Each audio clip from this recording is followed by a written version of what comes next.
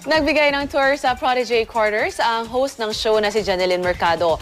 At dahil dating nangangarap lang na makapag-artista, nagbigay rin ng payo si Jen sa mga gustong makapagpasok sa showbiz. Ang Star Bites, hatid ni Lars Santiago. Handa na ang bahay na titirhan ng 20 kalahok sa Protégé, the battle for the big artista break.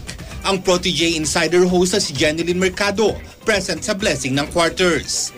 Makakatuwa kasi nung ibang-iba talaga yung itsura, mas maganda, mas malaki, at excited ako na makita rin yung mga Protégé.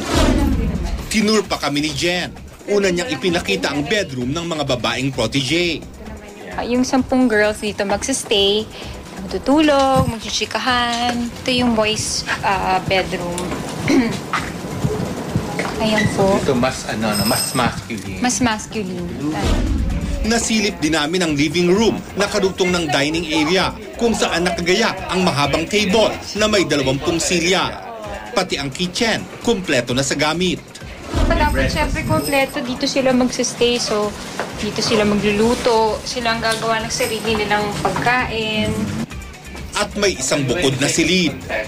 Pag pinapatawag sila at may kailangan silang ipaliwanag, dito sila magpapaliwanag.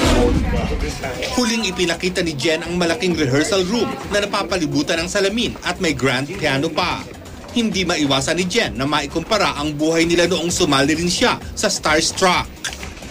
Buti nga sila kompleto ngayon eh. Noon kasi uuwi kami, tapos pagpunta namin, saka lang hindi namin alam kung anong gagawin namin.